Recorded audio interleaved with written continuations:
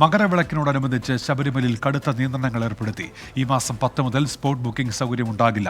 14-നും മകരവിളക്ക് ദിനമായ 15-നും virtual queue വഴി എത്തുന്നവരുടെ എണ്ണം പരിമിതപ്പെടുത്തിയിട്ടുണ്ട്. അതിനിടെ കണ്ടെയ്നർ ക്ഷാമം മൂലം അരവണ വിതരണത്തിലെ പ്രതിസന്ധി ഇപ്പോഴും തുടരുകയാണ്. ശബരിമലയിൽ ഭക്തരുടെ തിരക്ക് ക്രമാതീതമായി വർദ്ധിക്കുന്ന സാഹചര്യത്തിലാണ് ദേവസ്വം ബോർഡിന്റെ നടപടി.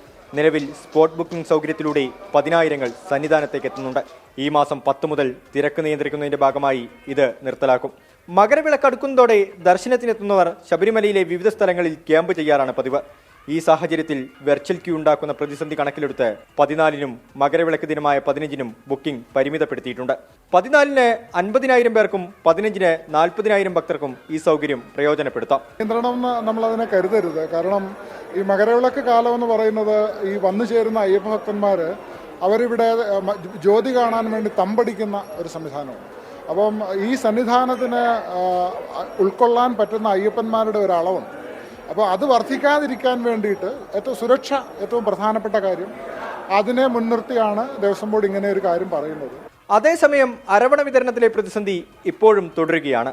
നാളെ രാത്രിയോടെ കൂടുതൽ കണ്ടെയ്നറുകൾ എത്തുമെന്നും പ്രശ്നം പരിഹരിക്കാൻ കഴിയുമെന്നുമാണ് ദേവസ്വം ബോർഡിന്റെ പ്രതീക്ഷ. നിലവിൽ മണിക്കൂറിൽ 4,000-നും 5,000-നും ഇടയിൽ ഭക്തരാണ് 18-ാം പടി കയറുന്നത്. 24 സന്നിധാനം.